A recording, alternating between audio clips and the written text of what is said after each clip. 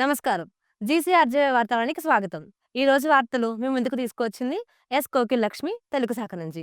ముందుగా కళాశాల వార్తలు. కళాశాలలో ఈరోజు 58వ జాతీయ గ్రంథాలయాల వారోత్సవాల భాగంగా పఠనాశక్తిని పెంపొందించడంలో గ్రంథాలయాల పాత్ర అనే అంశంపై వక్తృత్వం నిర్వహిస్తున్నారు. అంతర్జాతీయ వార్తలు. యుక్రెయిన్ ప్రధాని అన్ని రాష్ట్రాల సౌమ్య కంపెనీలపై విచారణ చేపట్టనున్నట్టు ప్రకటించారు.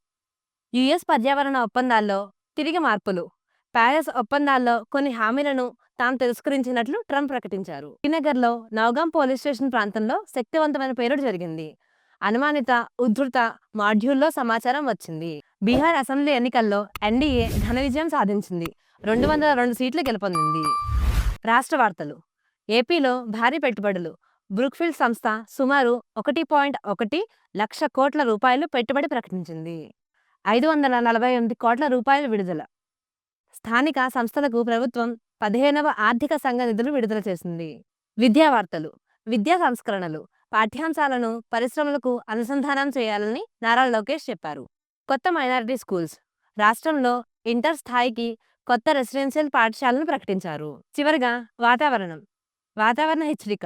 నవంబర్ 24 నుంచి 27 తారీఖుల మధ్య కోస్తా, రాయలసీమలో భారీ వర్షాల అవకాశం అని వాతావరణ కేంద్రం తెలిపింది. ఇంతటితో ఈ రోజు వార్తలు సమాప్తం. తిరిగి రేపు వార్తలతో కలుసుకుందాం. ధన్యవాదాలు.